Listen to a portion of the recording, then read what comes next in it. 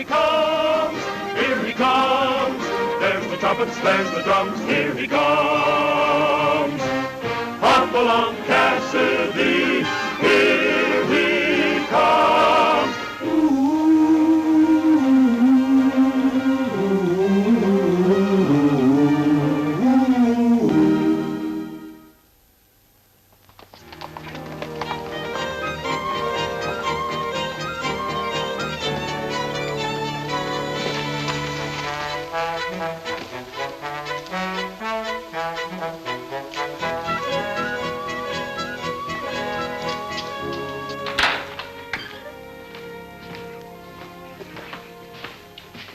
Big grin about? Well, I was just thinking, you know, you and me's going on a long trip. Abilene, Kansas City, St. Louis, Chicago, yeah, even New York. Oh, that's fine. That's great. What are we going to use for money? When are we going to start? Well, I got the money all taken care of. We're going to start just as soon as the irrigation ditch is dug. The irrigation ditch? Wait just a minute. Maybe you'd better sit down here. Sure you're feeling all right? Now start at the beginning and fill in the details, will you? Well, there's not much to fill in. You know why I went to Twin Rivers this morning? Sure, to deposit the $1,000 I got for the cattle I sold. You did deposit it, didn't you? Well, not exactly. What do you mean, not exactly? I invested in some land for you where they're going to dig an irrigation ditch. That land's going to go sky high and you'll be rich. That sounds like another one of those harebrained ideas of yours. You're the worst doubting Thomas. You just wait till you see for yourself.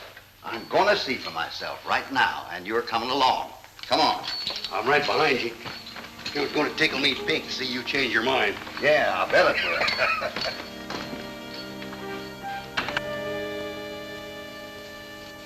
will. Red is the greatest sidekick a man ever had.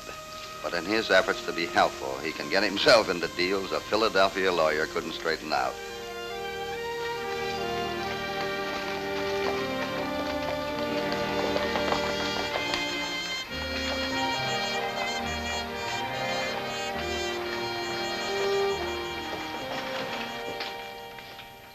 Hello. How are things going? We've been busy. Oh, that's music to my ears. My partner in? Yes, Mr. Rivers is inside. Thank you. Everything all right? Listen, when I take care of anything, I do it right. Slim's taking the telegram over to the bank now. Excellent, excellent. By the time that hick banker learns the truth, we'll have our pile and be far, far away. I feel that this is going to be more productive than our last effort. Mr. Mayor says you were busy while I was gone. That's right. Just cast your eyes on that. 100 acres, $1,000. Hopalong Cassidy. Where have I heard that name before? Well, Cassidy's a local bigwig. Being able to say he's one of our buyers will sell more land than all the high-pressure salesmanship we could use. Good. What's he look like? Oh, I don't know. His man, Red Connors, made the deal for him. That Connors is a dumb squirrel if I ever saw one. What a difference that make to us. We've got Cassidy's money and his name on our contract. Yeah, thank you very much. Here, help yourself. Help yourself.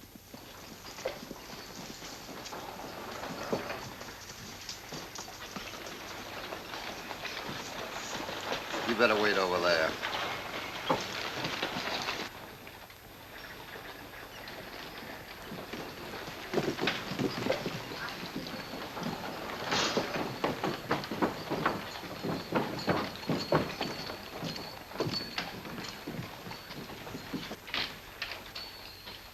How do you do, miss? How do you do? I'd like to talk to someone about this land deal. Oh, come right in. A gentleman to see you. Well, how do you do, sir? How do you do, sir? I'd like to find out about this land you gentlemen are selling. Glad to tell you the whole story, my friend. My name is Rivers, and this is Mr. Dale, my associate. How do you do, sir? Have a seat. Thank you. I feel sure that you'll feel like making a substantial investment, providing we can show you how you can make 500% profit in 6 months. Before we go into that, I'd like to hear your proposition. Why, it's the greatest opportunity offered to smart businessmen like yourself west of the Mississippi. And let me tell you something, my friend. Hopalong Cassidy bought some of the land. Is that so? Well, this is beginning to sound very interesting. I'll give you the facts, my friend. You can draw your own conclusions. Rivers glibly explained that they had obtained title to thousands of acres of government land on which only sagebrush and mesquite now grew, but which would soon become a fertile valley, a virtual promised land. According to Dale, the engineer, this was to be brought about by digging an enormous irrigation ditch from Harcher's Canyon, 50 miles away. The longer their sales talk continued, the more I was convinced my fears were well-founded. Red had bought worthless land for my hard-earned money. What worried me most was knowing that these high-pressure confidence men were using my name to sell unsuspecting friends. And now that you realize what a great opportunity this is, how much would you like to invest? Oh, I'm afraid you jumped to the wrong conclusion. How so? I didn't say I wanted to invest in your proposition. You couldn't be making any mistake. No, sirree. Now, take Hopalong Cassidy, for instance. What about Hopalong Cassidy? He has invested $1,000. He realizes what a fine opportunity it is. You know him, of course. Oh, yes, of course. I'm Hopalong Cassidy. Well, I certainly am happy to meet you, Mr. Cassidy. Since you're an investor and you know exactly what we're trying to do, you'll be glad to lend your support. That depends on what I see. You say you're digging an irrigation ditch? Oh, yes. We're working on it right now. Where? East of town. I think I'll ride out and have a look at that. That's quite a little trip, Mr. Cassidy. Oh, that's all right. I need the exercise. Well, I'll ride out with you. I have to go out there anyway. Just give me a moment to leave these papers with our secretary, Miss Mail. Sure. File these, please.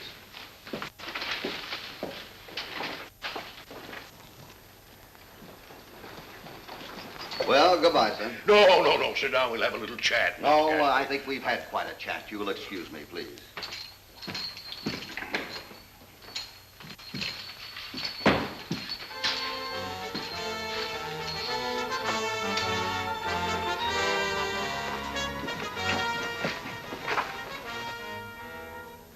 Fellas know anything about Hopalong Cassidy?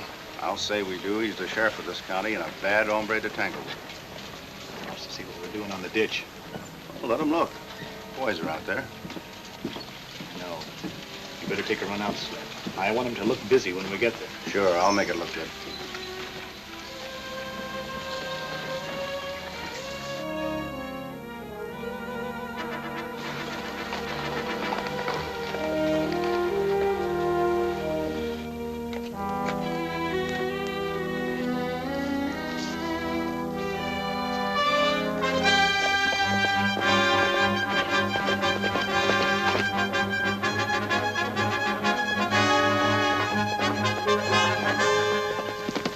Dale and I left the office, I wondered what had become of Red, who was supposed to have waited for me outside.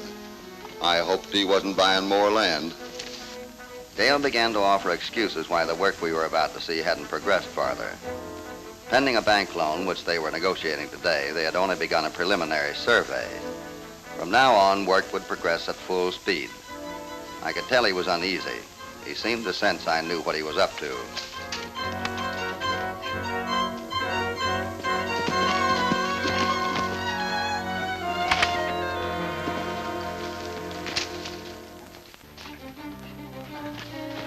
Boss is bringing somebody out. Get busy.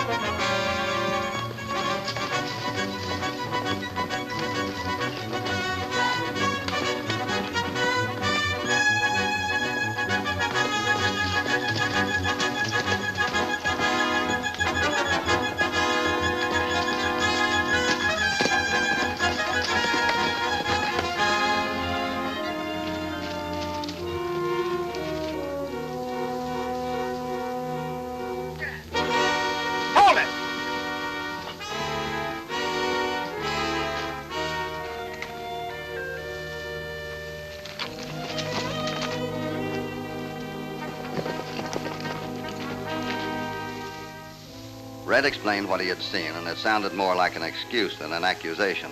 Slim alibied he had seen Red acting suspicious and had gone after him to find out why. Dale raged because the surveyors slept when they should have been hard at work.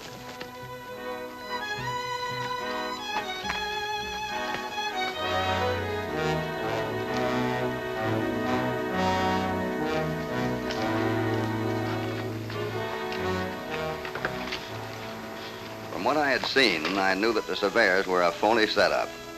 I could tell, too, that Red was beginning to realize he had made a bad investment. What have you guys been doing? I expect you to be another mile up the line. See you later. Right. We headed back toward Twin Rivers. From now on, you better keep on your toes.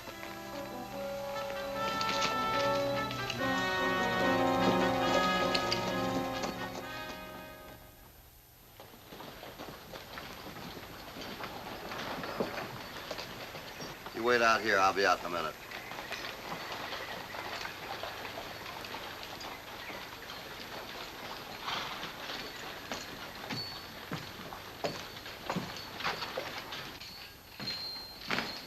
Hi, Mr. Todd. Oh, what can I do for you, Mr. Cassidy? Did Rivers and Dale borrow some money from your bank? I'm sorry, but that's personal business. I realize that. But I'm asking as the sheriff. In that case, yes. They borrowed $5,000 to start digging the irrigation ditch, but it was well secured. By what? They deposited a check for $15,000 on a Chicago bank. Of course, we only took the check for collection. But this morning, we got back a telegram saying that it had cleared. Mm-hmm. May I see the telegram? Yes.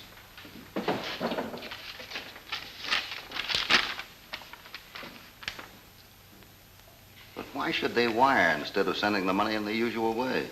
I asked them to. Rivers and Dale needed the loan.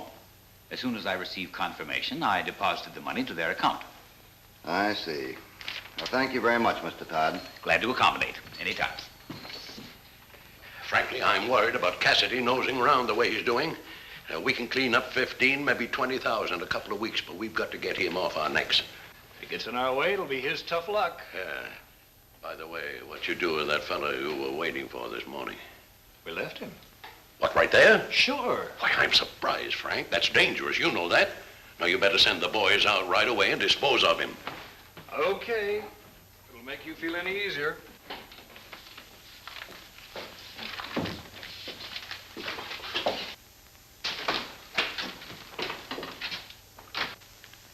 As Red and I headed toward the Bar 20, I kept thinking about that telegram from the Chicago bank. Maybe it was because we had just passed the spot where the road cuts over the hills to Bruxton, where the telegraph office is located. Anyhow, I couldn't understand why Rivers and Dale were in such a hurry they couldn't wait for their check to clear in the usual way. I decided to forget, then...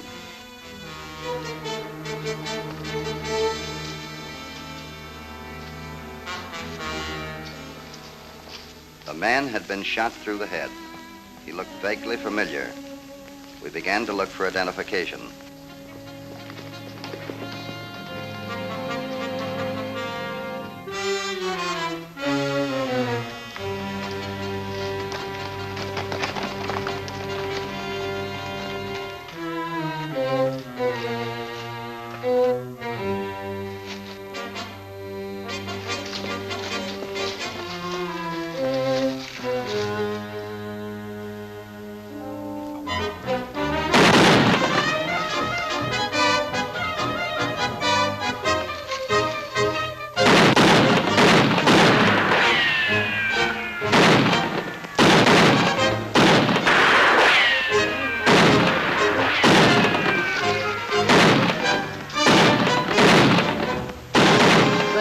Keep me covered.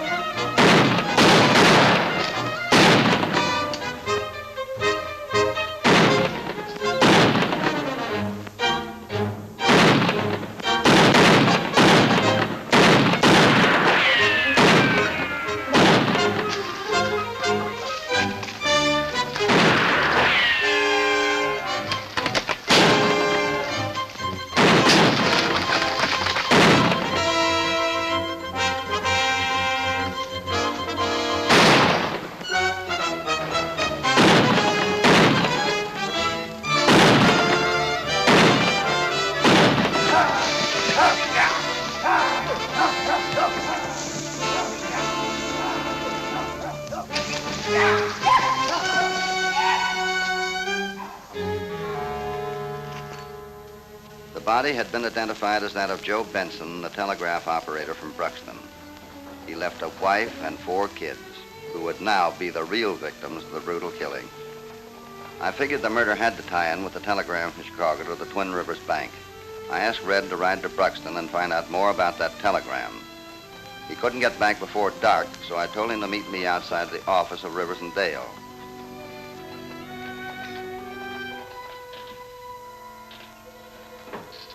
While waiting for Red to return from Bruxton, I searched the office of Rivers and Dale. I didn't know what it was I hoped to find, but there had to be something.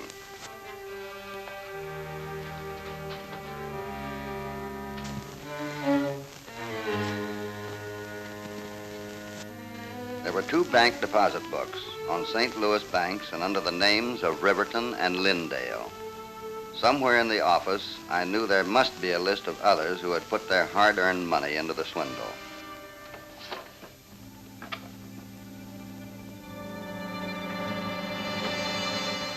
Put up your hands, Mr. Cassidy. Miss Mayo, I have found myself in less embarrassing situations. If the subject isn't too painful, maybe you'll explain why you broke in here. I'll be glad to discuss the whole messy business with you if you'll hand over that No, gun. we'll talk as we are. May I put my hands down? No. What is it? Now, we can discuss this a little more comfortably. Now, what do you know about this land development company? Only what passes across my desk. But you must know that they're selling land they don't own to put in an irrigation ditch they have no intentions of digging. Are they? Aren't they? Well, this whole thing smacks of grand larceny. You seem quite sure of that. Of that and other things, including murder. Murder?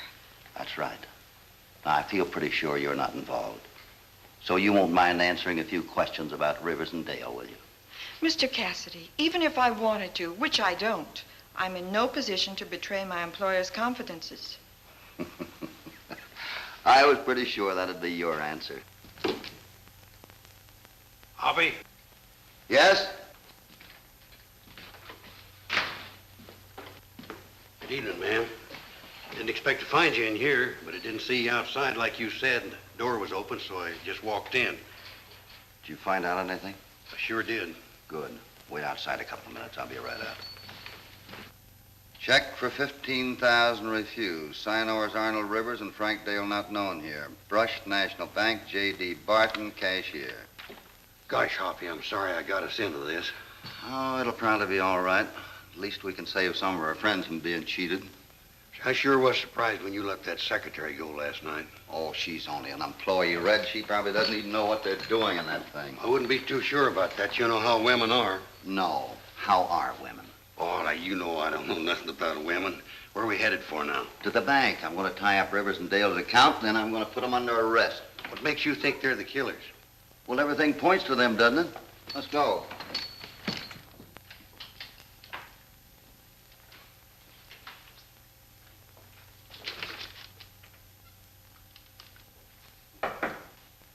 Come in. Good morning. Good morning. Good morning. Good morning, ma'am. There's something I think you ought to know. You look as if it was serious. It is.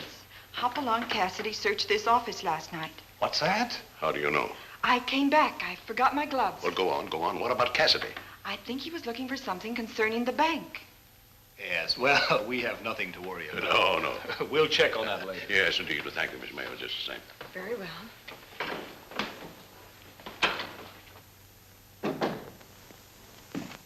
Now, look, Arnold, let's not take any more chances. We've got almost 9,000 in that bank, including the loan. Let's draw it out, keep it here in this safe where we can get our hands on the hurry if we need to. Yeah, that's right, Frank. Bank's open now. I'll write a check. You take it over and cash it.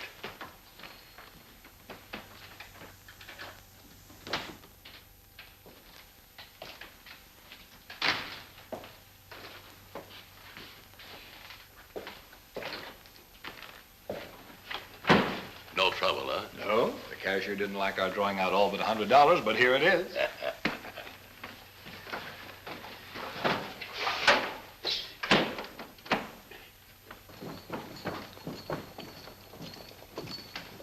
Are they in? Yes. Red, you entertain Miss Mayo a couple of minutes. 93. What do you mean breaking in on us like this, Mr. Cassidy? You're under arrest. On what grounds? Embezzlement, forgery, and murder. Why, you tin-badged yokel. As I was saying, you're under arrest. You've gone a little too far. I hope you know that, Cassidy. We'll let the court decide that. Come on, get on your feet. Get out of here.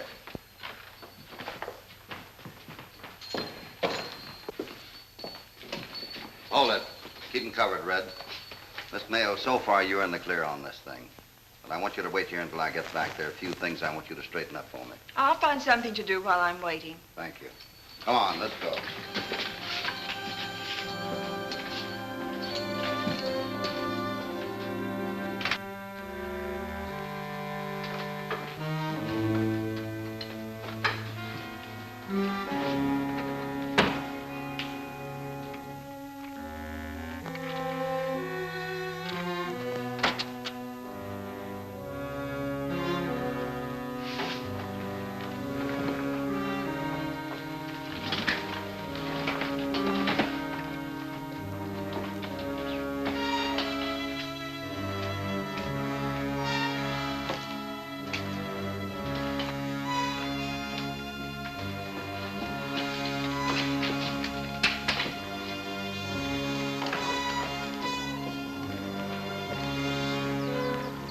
Say, ain't that the dame that works for the boss?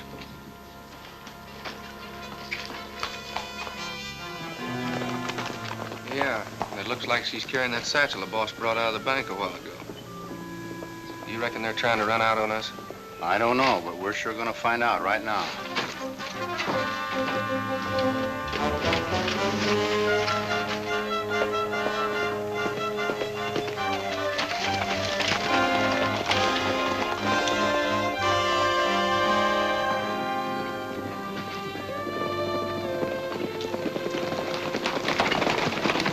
I didn't know whether those men had seen us or not, but it didn't matter. They were working for Rivers and Dale, and I wanted them for murder.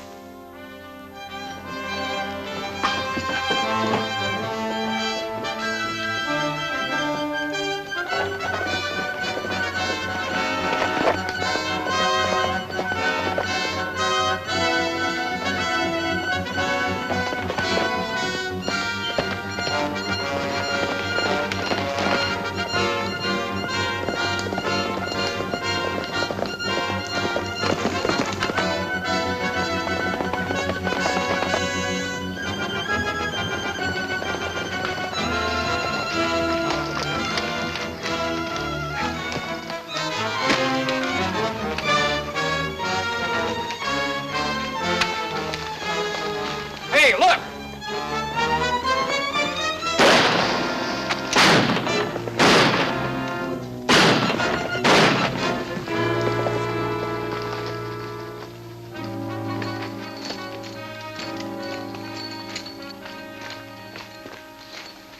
Keep them covered, Red.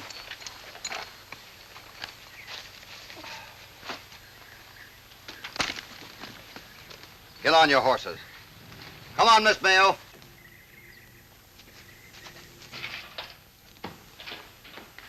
Well, from what this paper says, I can't say that I blame you for trying to get back the money that Rivers and Dale swindled from you and your friends. But there's one thing that's bothering me. Why didn't you cooperate with me from the very beginning? I got panicky. I didn't think. That's the trouble. Folks just don't think. If they did, they'd be careful what kind of schemes they put their hard-earned dollars into. Isn't that the truth? Well, it's all here. Looks like the folks will get back most of the money they invested. Oh, that's fine. Well, young lady, you're free to go home. Have your sheriff get in touch with me, and I'll send the bank book to him, and he can go about distributing the money. Thanks ever so much. I can never repay you. You're Goodbye. very welcome. Bye. Here you are, Mr. Cassidy. Thank you, Mr. Todd. Red, the bank is next door. Do you think you could get over there with this without finding another scheme to invest in? Or should I let Mr. Todd take it over? Oh, Hoppy. Mr. Todd, will you deposit that to my account, please? Very well. Thank you very much. Come on. Bye, gentlemen. Goodbye, sir.